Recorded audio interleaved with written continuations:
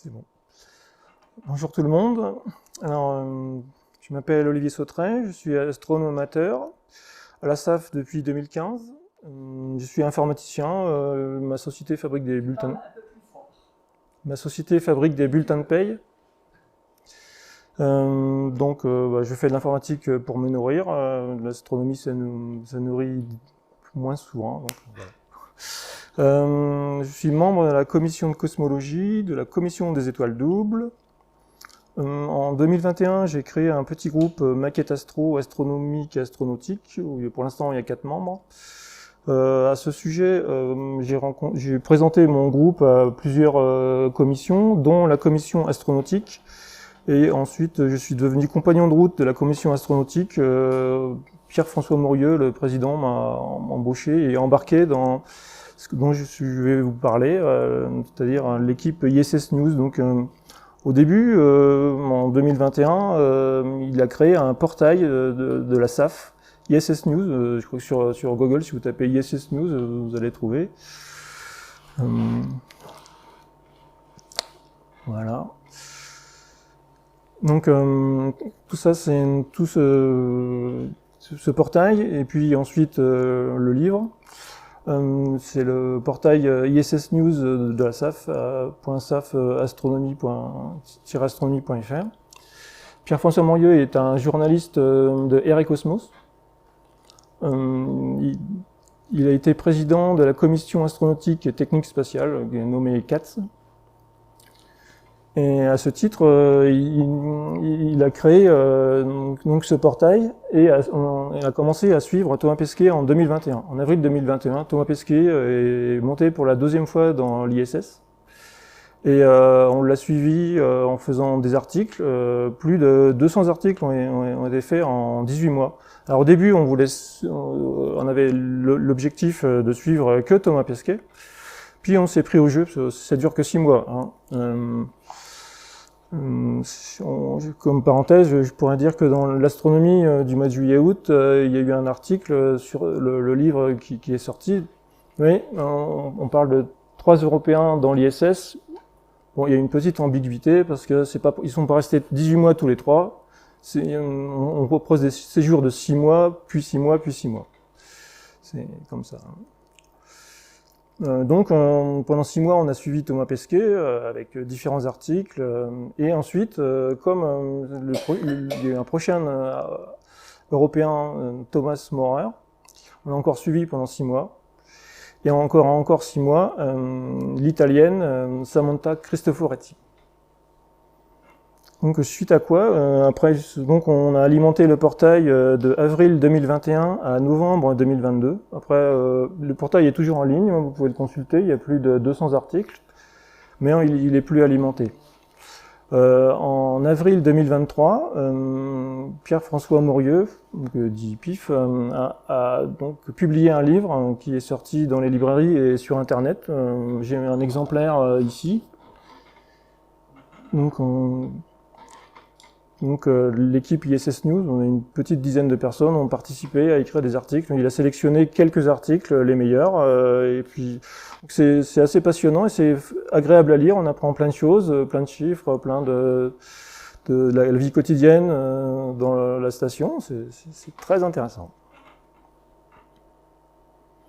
Donc le portail, le voici. Donc je répète iss-news.saf-astronomie.fr. Il est toujours en ligne. Alors ici, je crois que je peux... J'ai un stylet... Hop, j'ai un pointeur laser. Ouais, voilà. Vous voyez mon pointeur. Donc la plupart des articles sont dans l'actualité de l'ISS qu'on a suivi. Il y a une autre catégorie. Ils ont pris des super belles photos de la Terre et donc... Gilles Davidovitch, le géographe, a fait des commentaires, entre autres, sur les belles photos qu'ils ont fait. Ensuite, des personnalités ont salué Thomas Pesquet. Et ensuite, il y a eu une histoire des stations spatiales faite par Jean-Pierre Martin en particulier et d'autres.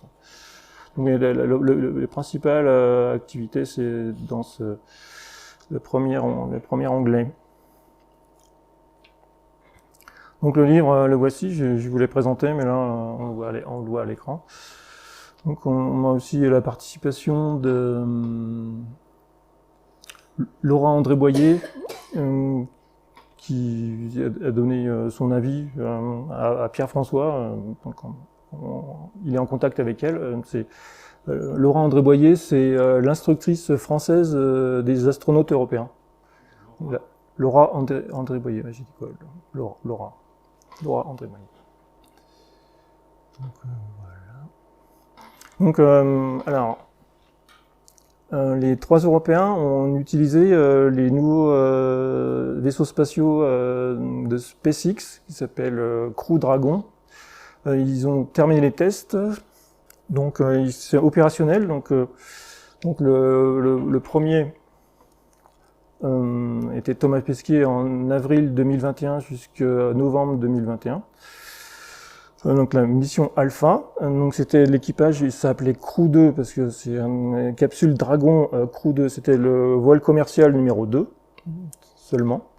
Ensuite, Mathias Maurer, juste après, du 11 novembre 2021 au 5 mai 2022, il a pris l'équipage Crew 3, donc il y a 4 membres d'équipage. Quelle nationalité, Mathias? Mathias, il est allemand. Donc la mission s'appelle Cosmic Kiss. Et troisièmement, en avril 2022 jusqu'au octobre 2022, l'italienne Samantha Cristoforetti fait la mission Minerva avec l'équipe Crew 4, toujours avec SpaceX. Donc les voyages SpaceX s'enchaînent assez rapidement. Pour desservir la station spatiale... plutôt après ou ouais.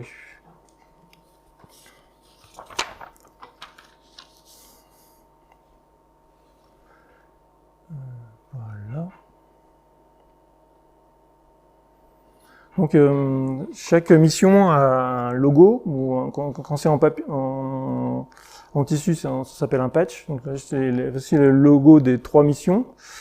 Donc la mission Alpha, alors je connais pas tous les symboles, certains symboles. Donc c'est la fusée Falcon 9 là qu'on voit et qui se dirige vers une station spatiale en bleu, blanc, rouge.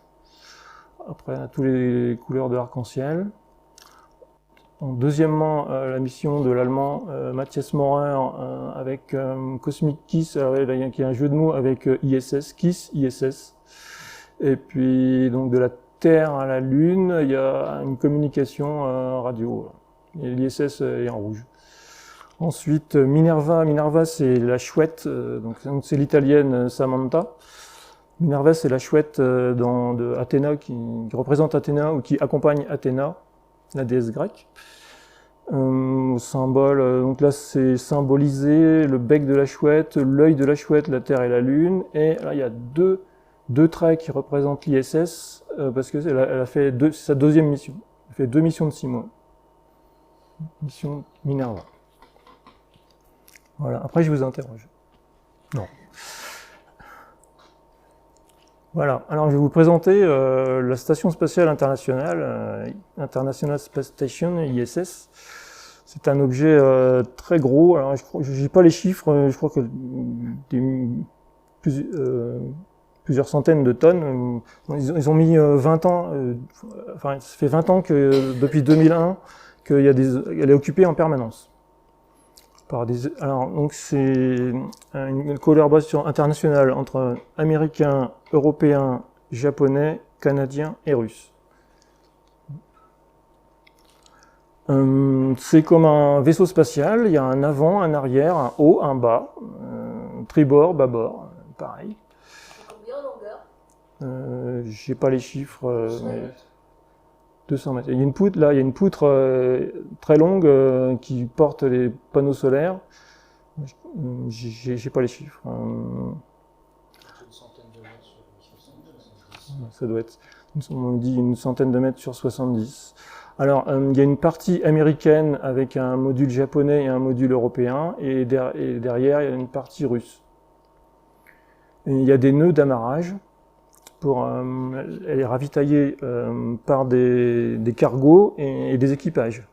russes sont les cargos Progress, équipage Soyouz. Américain, bon, avant il y avait la navette spatiale, mais c'est terminé. En ce moment, il y a donc la Crew Dragon, SpaceX Crew Dragon, donc ce sont des capsules Dragon, voilà. Chercher une capsule Dragon, soit c'est des cargos qui amènent du matériel. Donc voilà, et sinon c'est des équipages Crew Dragon, et il y a aussi une société américaine, Northrop, qui a des cargos Sinus aussi, qui ravitaille. Voilà, là c'est un schéma. Et donc là, par exemple, ça c'est une photo. Juste les capsules Dragon, elles ont l'avantage d'être plus maniables que les Soyouz. Donc les Soyouz, quand ils repartent sur Terre, elles sont peu maniables, donc ils font pas le tour de la station là. Quand Thomas Pesquet est reparti en novembre 2021, ils ont fait le tour de la station pour prendre plein de photos, voir s'il n'y avait pas un défaut, un trou, voilà, ils ont analysé les photos. Donc il a pris des centaines ou des milliers de photos en faisant le tour de la station. Non, en voilà une. Le pointeur est là. Donc, donc ça c'est l'avant. On a un module central, un nœud. À droite, là c'est le module japonais. Il y a deux modules japonais. À gauche, c'est le module européen, Columbus. Un peu derrière, qu'on voit beaucoup moins bien, c'est la partie américaine, avec il y a un SAS pour les sorties dans l'espace. Et de l'autre côté, c'est la partie russe, où on a, il n'y a pas longtemps, un nouveau module Nauka a été installé, un nouveau laboratoire, avec un bras européen. Voilà, donc là j'ai une troisième photo vue de la vue d'un Soyouz. Alors, c'est une autre configuration, un autre jour. On voit une capsule Dragon qui est amarrée sur le port en haut là. Et il y a un Soyouz aussi amarré là. Donc il y a toujours des activités sur Internet. Et il y a un site où on peut savoir qui est amarré à qui, à quel jour. Ça change tous les semaines, pratiquement tous les 2 semaines. Il y a du voyage, par exemple. Voilà, ici on voit mieux l'arrivée d'une capsule, voilà, qui s'amarre. Donc, je crois que c'est en automatique, mais on peut reprendre les commandes manuelles au cas où elle arrive trop vite. C'est une arrivée automatique. Enfin, je me répète. Et voilà. En général, ça se passe bien, mais si elle arrivait trop vite, ben on reprend les commandes manuelles et voilà, on ralentit.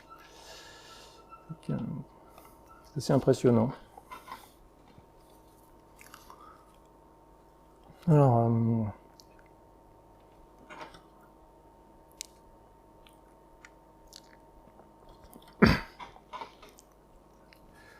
voilà, donc je vais commencer.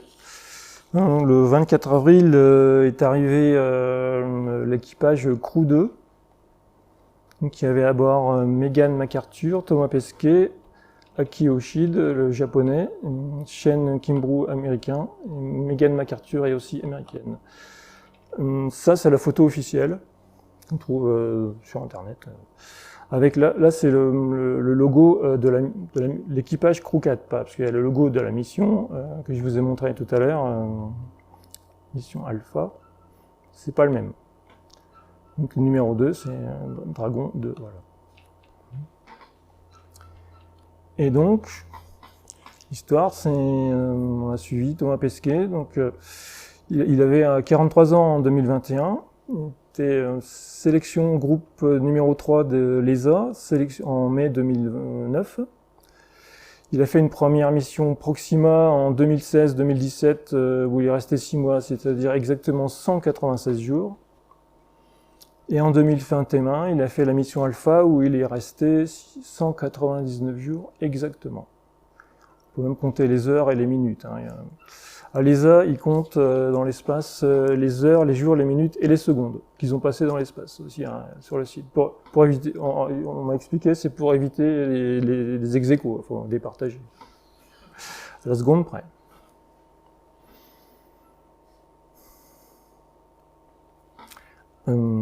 Alors j'ai commencé par le moins fun, disons le plus scientifique. Ils ont beaucoup d'expérience en micropesanteur. Pendant 6 mois, ils se voient confier 200 expériences et expérimentations technologiques, environ 60 proposées par l'ESA, 12 proposées par le CNES. Alors, elles sont pilotées par le CADMOS à Toulouse. Le CADMOS, ça veut dire Centre d'aide au développement des activités en micropesanteur et opérations spatiales. Donc elle a pour rôle d'accompagner les utilisateurs scientifiques et d'adapter les expériences aux contraintes de la micropesanteur de la station spatiale. Par exemple, une première expérience, ça c'est l'expérience qui s'appelle GRIP. GRIP en anglais ça veut dire prise. C'est une expérience proposée par l'Université catholique de Louvain en Belgique. Donc là, Thomas Pesquet est assis sur une table. Une prise, ça veut dire que il saisit des objets et on regarde si par rapport à la même expérience sur Terre, le fait d'être en micropesanteur, il y a des différences. Et voilà, et on fait des comparaisons. Ce sont des expériences physiologiques. Une deuxième expérience un peu similaire qui s'appelle GRASP. GRASP, ça veut dire saisir en anglais. C'est de l'université Paris Descartes en France. Donc là, il a un casque de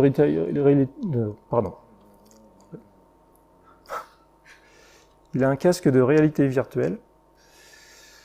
Et puis, donc on regarde si le fait en apesanteur, il n'y a plus de haut ni de bas, donc on compare les opérations sur Terre et dans l'espace pour voir s'il y a un peu des problèmes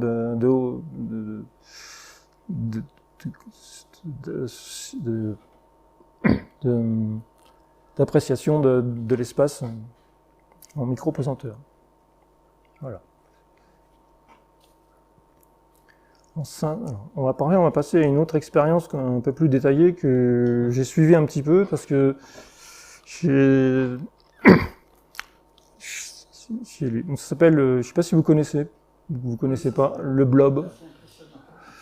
Le blob, c'est un animal. Alors, c'est ni un animal, ni un champignon, ni un végétal. C'est une autre espèce. C'est un être vivant. C'est une seule cellule et des milliards de noyaux. Le blob, c'est le nom populaire. Son nom scientifique, c'est Physarum polycephalum. Polycephalum parce qu'il a plusieurs noyaux. Par exemple, si vous le coupez en deux, eh ben, il est toujours vivant et ça fait 2 êtres qui continuent à se balader. Alors, on le trouve dans les forêts humides ou dans les grottes. Il vit dans l'humidité. Et donc, il y en a. Donc, j'ai lu le livre de Audrey Dussutour, une directrice du CNRS, directrice de recherche du CNRS. Donc, un livre sur le blob. Ouais. Alors, voilà. Donc le CNES a fait une expérience. Donc c'est une expérience participative. D'abord, ils ont construit une boîte. Il y a 4 boîtes, ça s'appelle une blob box. Voilà. 4 boîtes où ils ont mis donc un blob, c'est dans une boîte de pétri. Si vous voulez, il y en a par exemple aux eaux de Vincennes, il y en avait, je ne sais plus s'il y en a encore, mais on pouvait voir des blobs aux eaux de Vincennes. Et avec une caméra qui prend une photo tous les 10 minutes. Hein, qui se déplace lentement. Hein, pas non plus. C'est pas comme dans les films de science-fiction, le blob. Hein. Donc ils ont construit 4 blob box sur Terre. Thomas Pesquet les a utilisés et branchés dans l'ISS. C'est pas très spectaculaire parce que on sort pas les boîtes, on prend une photo tous les 10 minutes et on sort pas. Il reste, et après on va comparer. Alors, ce qui est intéressant, c'est que l'expérience a été proposée à 4500 classes de primaire, de collège et de lycée de France. Donc, le jour de on fait la même expérience de blob. On leur a distribué des kits blob. Je sais pas, peut-être vous avez entendu parler, si vous avez des enfants, je vois quelqu'un là-bas. Voilà. On a une classe de primaire, collège et lycée. Donc, on a fait la même expérience. C'est Audrey Dussutour qui a piloté les résultats. Donc, le 2 septembre du jour de la rentrée 2021, Thomas Pesquet a commencé l'expérience avec 4 sclérotes. Donc, ce sont des expériences, des petites. C'était dans les boîtes hermétiques, des blob box. Voilà. Après, j'ai trouvé des résultats sur le site du CNES. Alors, c'est pas très spectaculaire, j'avoue. Toujours mon pointe. Là, c'est voilà. Par exemple, il y a 4 boîtes, donc deux boîtes protocole exploration, c'est-à-dire qu'ils n'ont pas de nourriture. Il faut savoir que les blobs raffolent des flocons d'avoine. Donc, voilà. Donc là, on leur a mis pas de nourriture et on regarde comment ils explorent leur espace. Donc c'est pas très spectaculaire, hein, j'avoue. Voilà. Voilà. Et là, en plus, c'est transparent, on voit pas. Tiens. Et après, en mettant une coloration, on a vu que au bout de 18 heures, il a exploré tout son espace. Voilà. Et après, on compare sur Terre si c'est la même chose. Est-ce que la micropesanteur a une influence? C'est une expérience éducative. Là, c'est la deuxième expérience. Protocole exploitation. Exploitation, ça veut dire qu'on met 4 sources de nourriture, donc 4 flocons d'avoine, un côté en haut, en bas, disons, mais là, il n'y a pas de haut ni de bas. Donc en haut, en bas, à droite, à gauche, sur l'écran. Et on regarde qu'est-ce qu'il va faire, est-ce qu'il va regarder se propager sur les cartes et manger, il mange les flocons d'avoine. Donc là, ils sont un peu transparents, donc les photos sont pas terribles, j'avoue, j'ai pas trouvé mieux. Voilà, ça c'était la partie scientifique. Après on va passer à la partie des sorties extravéhiculaires. Spectaculaire.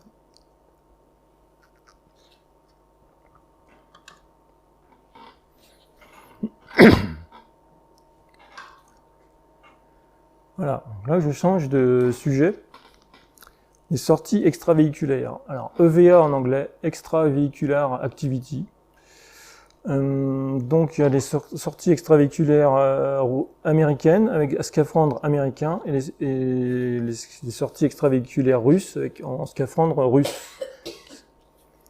Donc elles ont des numéros, donc je suppose qu'on en est à la US EVA 76, c'est la 76e sortie depuis le début de l'ICS, je suppose. Donc elle a eu lieu le 25 juin 2021. Thomas Pesquet et Shane Kimbrough donc ont répété en piscine parce qu'ils ont une grosse mission d'installer des nouveaux panneaux solaires, plus petits et plus puissants. Les anciens sont obsolètes. Et en plus, Thomas Pesquet a eu de la chance parce que au mois de septembre, il a fait une 4e sortie. Parce que ça devait être l'américain Mark Van Hey, pardon. Mais lui, il a eu un air coincé dans le cou, donc il n'a pas pu sortir. Et donc c'est Thomas Pesquet qui l'a remplacé. Et donc c'était la première fois que c'était des non-américains qui faisaient des sorties en scaphandre américain. Ça veut dire quoi? Et TP Thomas Pesquet. Je me raccourcis.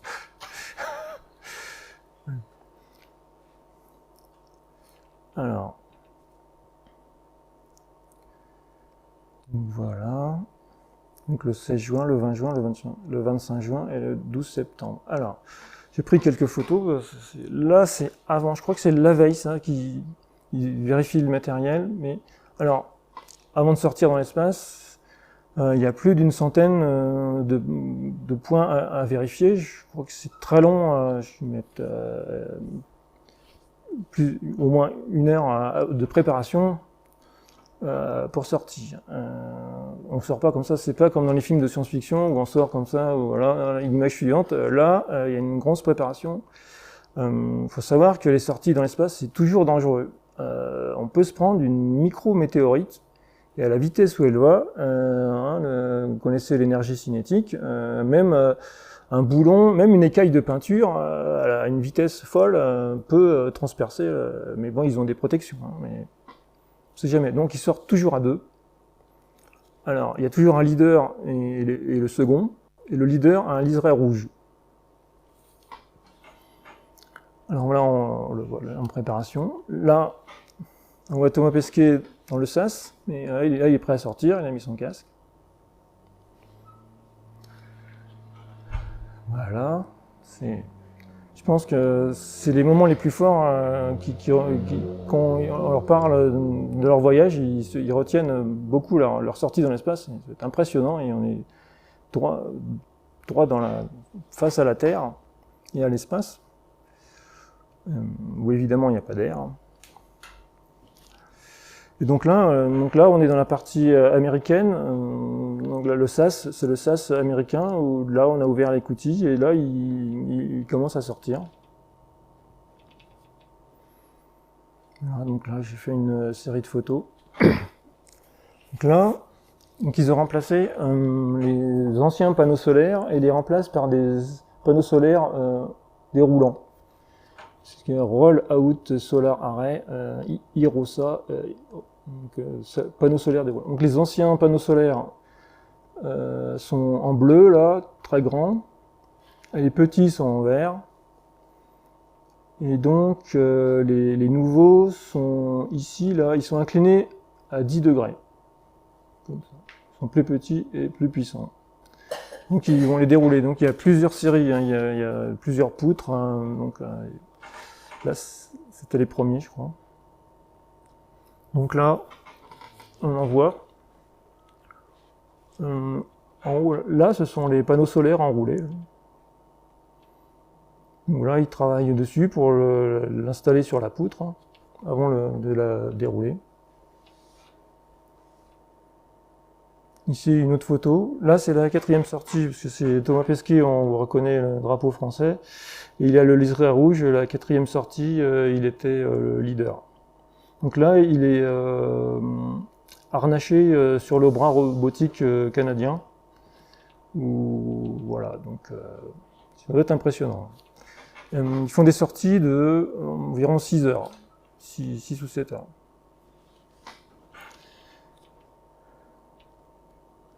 Là, une autre photo. Là, ils sont sur une poutre, hein, mais ils sont en train d'installer des choses. Là, voilà. Donc, le 12 septembre 2021. Voilà. Vous voyez bien ?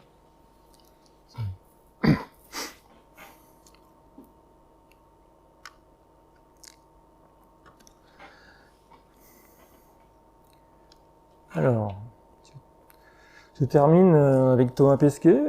Au bout de 5 mois, le 4 octobre 2021, il est devenu commandant de la Station Spatiale Internationale, parce qu'il faut un commandant, comme c'est un vaisseau, comme un bateau, il est devenu commandant.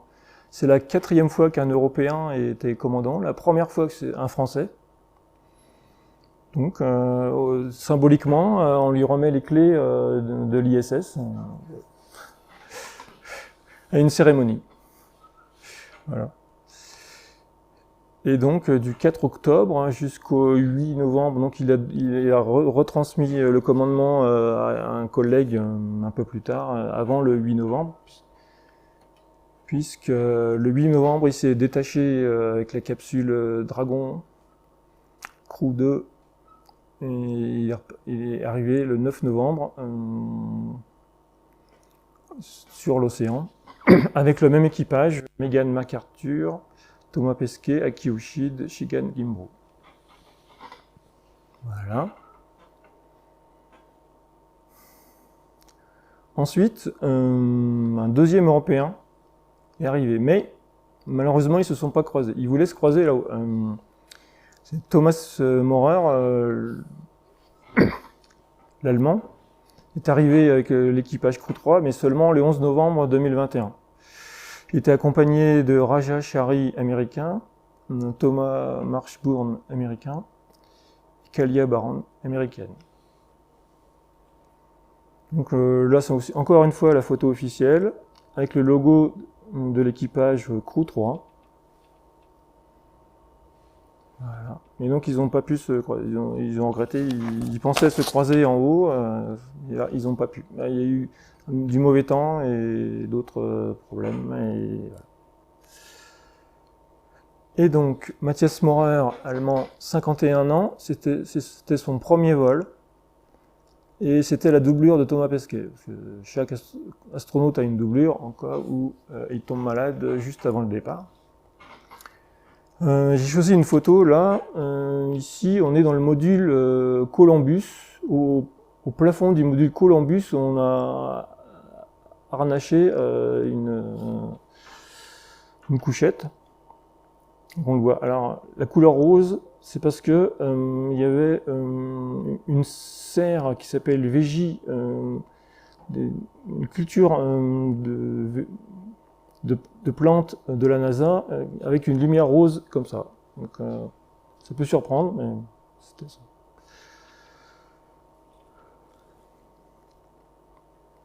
Donc, Matthias Maurer a fait diverses expériences. Donc, j'en ai sélectionné une que j'ai suivie. Alors, ça s'appelle Simon. Ça s'appelle un assistant intelligent. Un peu comme Alexa de Google, si vous connaissez. C'est un petit objet de 30 cm de large qui est autonome, qui a des ventilateurs pour se déplacer. Comme il n'y a pas de pesanteur, bon, il flotte. Un assistant volant, on appelle ça. C'est expérimental. Hein. Là, on a Simon 2. Pourquoi Simon ? Si vous connaissez le dessin animé Capitaine Flamme, il y avait un cerveau volant qui s'appelait Simon Wright, pardon. Simon Wright. Et donc là, ils ont appelé Simon avec un C. Bon. C'est un petit clin d'œil. Et donc, j'ai un peu détaillé ce petit robot. On lui a mis une expression, il parle. Donc, il a 3 types d'intelligence artificielle. Les déplacements dans l'espace, la reconnaissance des formes et des visages, et puis le langage, l'intelligence artificielle IA de Watson IBM.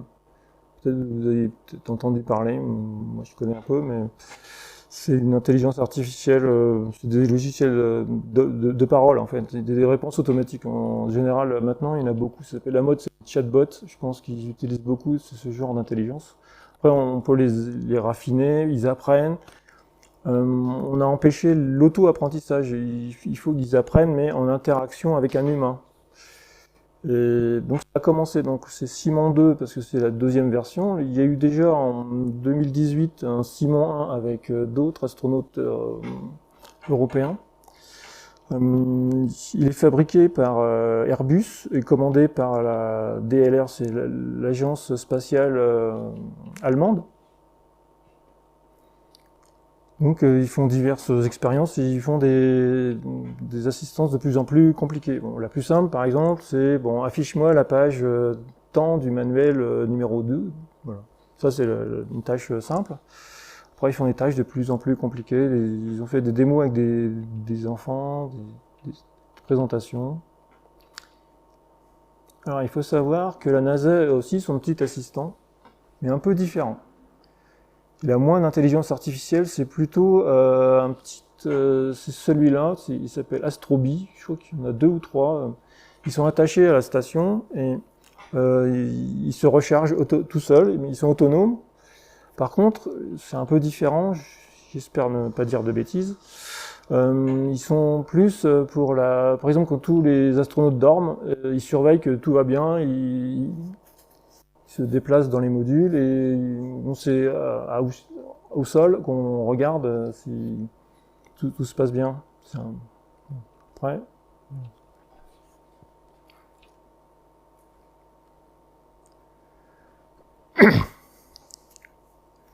Alors, Mathias Maurer a fait une sortie EVA, US EVA numéro 80.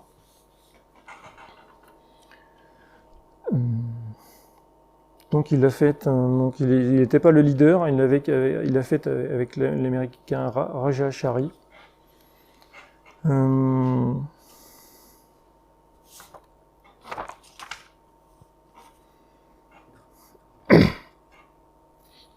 Alors, il a fait diverses choses. Ils ont changé les tuyaux de refroidissement, ils ont mis un câble Ethernet de l'extérieur sur le module européen. Ensuite, ils ont mis une caméra haute définition avec un projecteur à l'extérieur.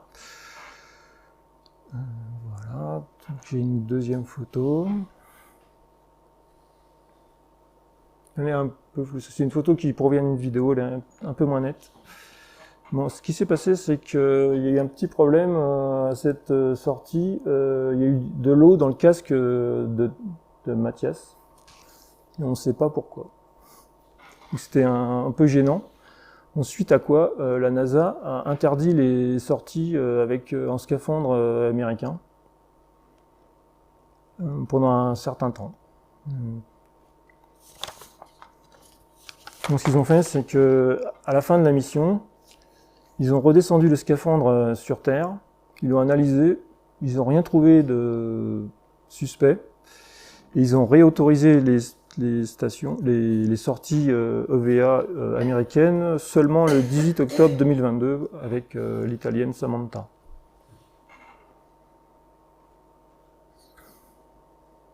Donc voilà, j'en viens... Donc le 28 avril, le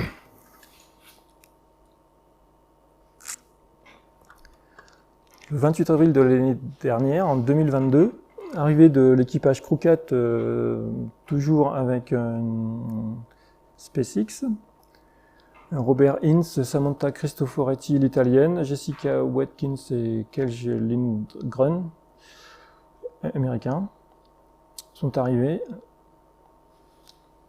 Alors, je fais une petite parenthèse là. Il y a une petite tradition dans les capsules Soyouz et Dragon. On utilise des peluches comme indicateurs de 0G, 0G au micropesanteur. Donc, à partir du moment où la peluche flotte dans la capsule, c'est qu'on est en 0G et il n'y a plus de gravité.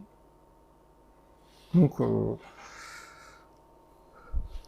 pour l'anecdote, Samantha a pris un petit chimpanzé, elle a choisi par sa fille qui s'appelle Eta. Et Robert Ince a choisi une petite tortue parce que lui, c'est une de ses filles qui a choisi une tortue. Il a 3 filles. Et pourquoi les tortues? Parce que Robert Ince fait partie de la sélection numéro 22 de la NASA et qui sont surnommés The Turtle, les tortues. C'est pour l'anecdote. Donc là, la photo officielle de Samantha, l'italienne. Elle fait aussi partie du groupe 3 de sélection de l'ESA en 2009. Son premier métier, c'était pilote de chasse de l'armée de l'air italienne.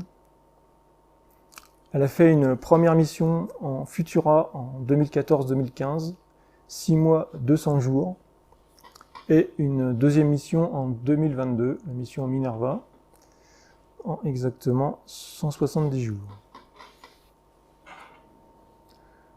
Alors, la photo là, il y a du monde. Il faut savoir que les missions se croisent avant le départ de Mathias. Au maximum, on peut avoir 11 personnes à bord, réparties dans différents modules. Parce que les équipages Crew 4 sont 4, donc 4 plus 4, 8, plus un Soyouz, ils sont 3. Donc 4 plus 4 plus 3, au maximum, ils sont 11. Donc le 29 avril 2022, il y avait 11 personnes à bord. Donc voilà. Et donc là, cette fois, l'italienne et l'allemand astronaute se sont croisés en l'air, enfin entre guillemets, dans l'ISS. Donc j'ai les dates. Donc le 2 et le 4 mai, ils ont fait des vidéoconférences, des vidéotransmissions ou vidéoconférences avec la Terre en anglais. Donc il y avait 2 Européens dans l'espace en même temps.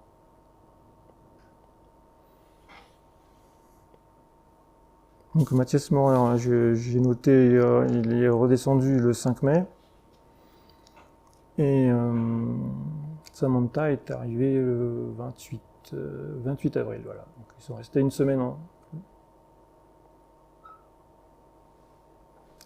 Alors comme je l'avais dit, donc Samantha a aussi fait des expériences. J'ai pas tout noté, il y a beaucoup d'informations. Samantha a aussi fait des expériences. Et elle a fait une sortie extravéhiculaire, mais cette fois-ci en scaphandre russe Orlan, parce que pendant cette période, les sorties américaines étaient interdites. Bon, ils sont entraînés en piscine, hein, bien sûr, sur Terre, on sort pas comme ça. Et donc, le but de sa sortie, alors, d'une part, ils ont lancé des microsatellites russes de télécommunications, une dizaine, ils les ont lancés de l'extérieur. Et aussi,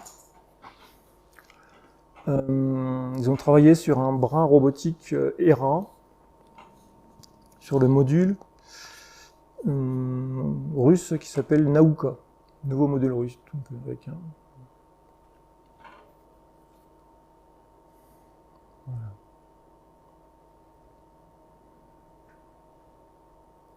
Ensuite, un petit clin d'œil. Alors, en haut, là, c'est dans l'ISS. En haut, c'est un écran, c'est un film. Donc là, c'est une devinette. En haut, c'est un film. Et en bas, elle a reproduit exactement. Est-ce que vous connaissez ce film? Non. C'est pas Alien. Oui, c'est Gravity. Sandra Bullock, c'est un Gravity film sorti en 2013. Donc, on a fait un clin d'œil. Alors, on peut noter, elle a le même débardeur gris, le même short noir. Elle a une main, elle a une montre dans la main droite. Mais par contre, une différence, c'est que ses cheveux sont pas aussi lisses que Sandra Bullock. Voilà. Alors, un deuxième petit clin d'œil, Samantha est cinéphile. Hein. Un deuxième film. À gauche, c'est le film, et à droite, c'est... 2001.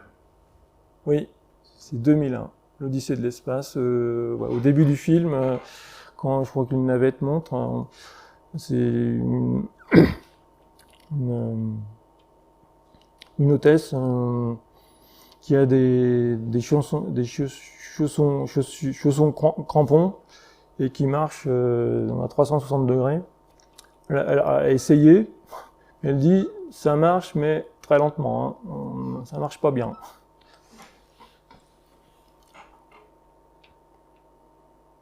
Voilà. Et donc voilà, donc j'arrive à la fin de le troisième séjour. Samantha, l'italienne, a pris le commandement de la station spatiale également, la 5e européenne, du 28 septembre au 12 octobre 2022. Donc là, oui, elle a la clé dans la main. Là, oui. C'est toujours une cérémonie, hein, c'est très officiel. Elle est devenue commandante de bord de la station spatiale. Donc, voilà. Et ensuite, elle est rentrée le 14 et le 15 octobre. Elle se détache le 14 octobre de la station et le 15, elle Elle se pose sur l'océan. Voilà. Et là, c'est sûrement la première photo, voilà, une fois qu'elle est rentrée sur Terre. Voilà. Alors, le prochain Européen. Ensuite, après Samantha, il n'y a plus d'Européens. Actuellement, le prochain Européen dans l'ISS sera Thomas Mogensen, danois. Andreas, pardon. Excusez-moi. Danois, né en 1976, il sera dans l'équipage Crew 7, mais Crew 7, pour l'instant, il est reporté après le 24 août 2023. Là, on est le 17. Il n'est pas encore parti. Il y a un petit retard. Et là, sa mission, elle s'appellera Hugin. Hugin, c'est un corbeau qui accompagne Odin, le dieu scandinave. Et par contre, j'ai noté Andreas, il sera pilote. C'est la première fois que ce sera un Européen. Il va piloter la capsule Dragon de SpaceX. Ce sera lui le pilote. Il a déjà voyagé dans l'espace en 2010, je crois. 2015, je crois. Je l'ai noté.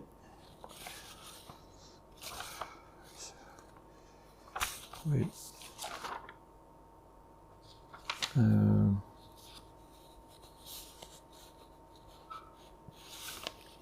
Je crois que c'est en 2015, il est parti pendant 10 jours, à confirmer. J'espère ne raconter pas trop de bêtises. Voilà, donc voilà, on attend son départ prochainement, là, au mois d'août. Et donc, vous avez peut-être entendu parler qu'il y a une 4e sélection d'astronautes européens qui s'est déroulée le 23 novembre 2022. Donc, on a sélectionné 5 nouvelles personnes, 5 nouveaux astronautes de carrière, dont une française, Sophie Adeno, qui est pilote d'essai d'hélicoptère.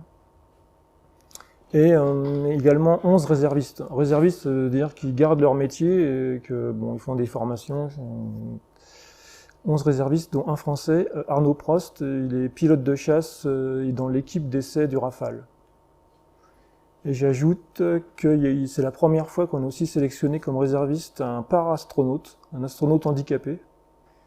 J'ai plus son nom, il est dans le livre, on trouve son nom. Et bon, c'est quand même le champion du 100 mètres olympique de paralympique. Champion du 100 mètres. Il est de nationalité anglaise. Voilà, 6 heures. On a peut-être... voilà, j'ai fini la première partie, mais on a encore le temps pour une deuxième partie.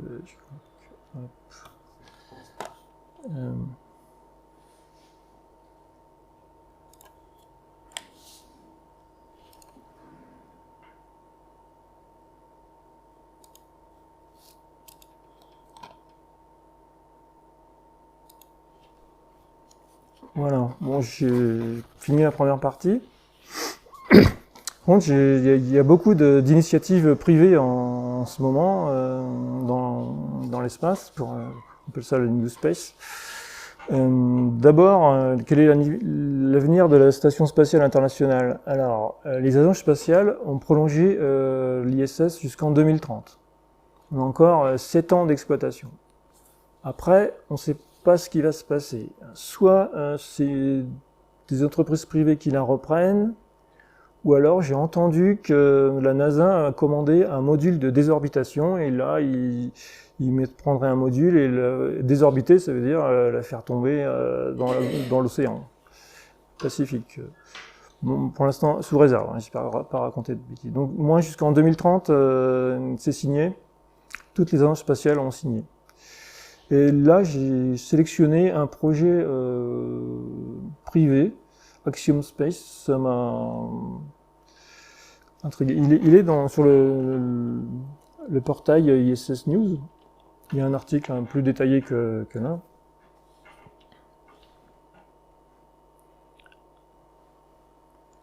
Voilà, c'est là.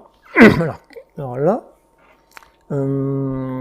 Axiom Space, c'est une société créée seulement en 2016 par 2 Américains, dont un de la NASA. Je ne sais pas s'il était administrateur, mais il était un poste important à la NASA. Et ils ont créé une société pour faire une station privée autonome. Donc ils recrutent des astronautes privés, enfin, ou des astronautes qui ont déjà volé. Et donc c'est assez impressionnant. Là, je remets mon pointeur. Ah, je veux pas mon pointeur. Ah, tiens. Plus de souris. Ah oui, là, c'est plus le pointeur, c'est la souris. Ça fait rien.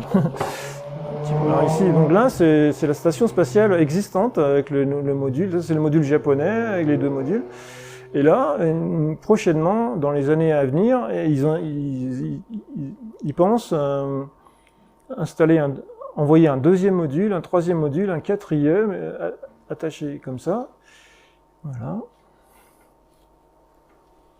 Et le planning est ambitieux.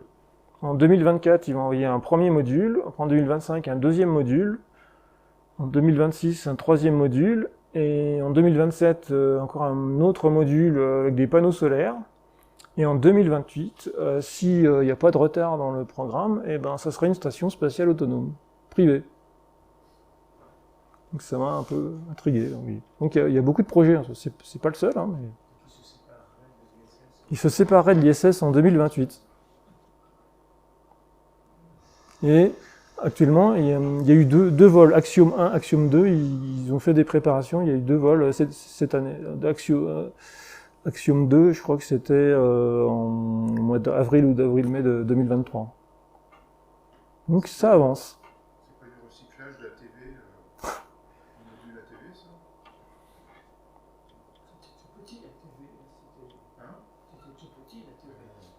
Non, c'était Ça, très gros, hein. Ah, TV.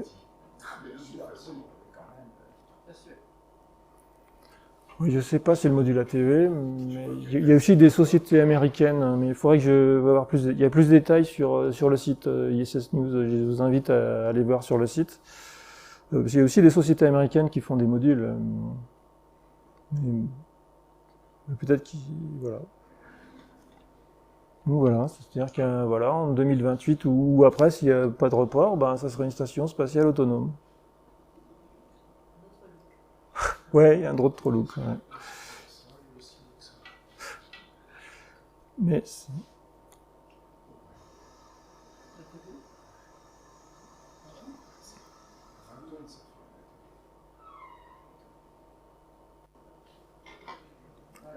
voilà.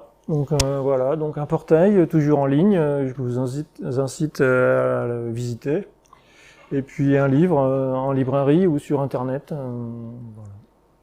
Merci pour votre attention.